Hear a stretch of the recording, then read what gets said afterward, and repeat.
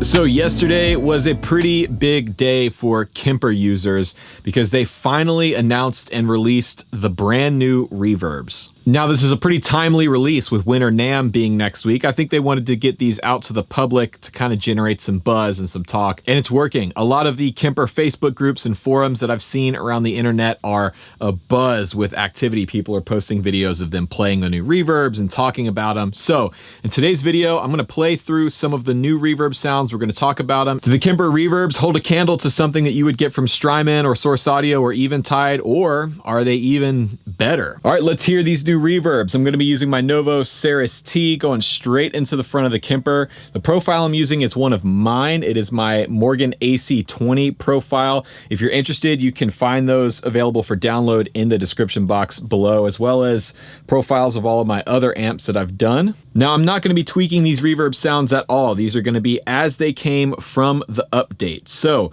we're just going to hear the reverb and occasionally a little bit of boost from the Kemper, but there's no external effects, no wizardry going on. It's just the Kemper going into Logic.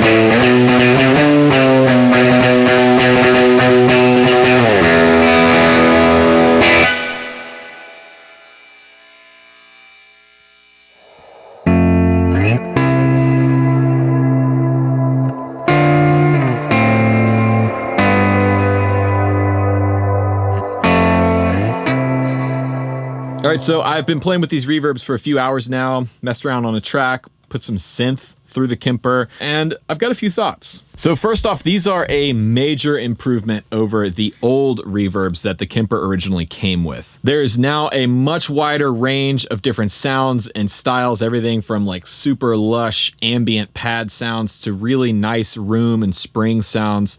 They're all pretty usable. Now, I haven't gotten into messing around with any of the parameters that much. I really kind of wanted to sit with the reverbs stock and kind of get a feel for how they respond out of the box from Kemper. And I think they work incredibly well. Now, the question that I was thinking when I was playing was, is this better than the Strymon Big Sky or the Source Audio Ventris or an Eventide H9? And I think they are comparable. Honestly, I think these Kemper reverbs are neck and neck as far as tone, quality, feel, tweakability, character as the Strymon stuff or Eventide or Source Audio stuff. And that's saying a lot. Now, I've been playing Kemper for a long time, probably almost 5 years now.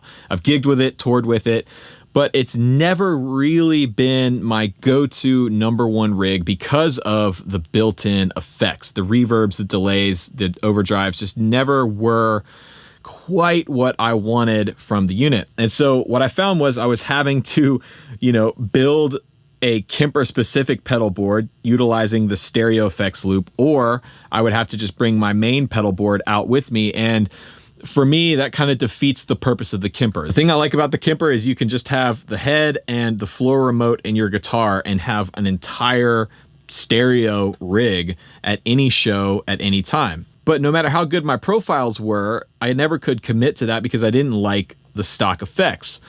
That's now changed. About a year ago, they updated the delays. About a year ago, they updated the delays. Now I've lost my train of thought. About a year ago, they updated, oh God, here we go again. And now the reverbs to the point where I think this is a viable option for gigging.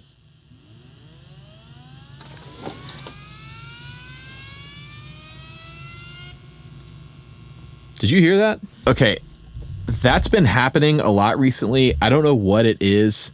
It sounds like a tiny UFO taking off inside my studio. Can anybody in the comments down below tell me what that noise is? Because it's freaking me out. And the thing is, now they've updated the reverb to the point where I would feel really confident only taking the Kemper, no extra pedals, no pedal board, just the profiler and the remote to a gig. The other thing is this now makes the Kemper a much more attractive option for people who are looking to get into the digital rig market. Whether you're looking at a Helix or an Axe Effects, before, the main thing that those units had over the Kemper was the effects. The built-in effects on the Helix and the Axe Effects were better than the Kempers.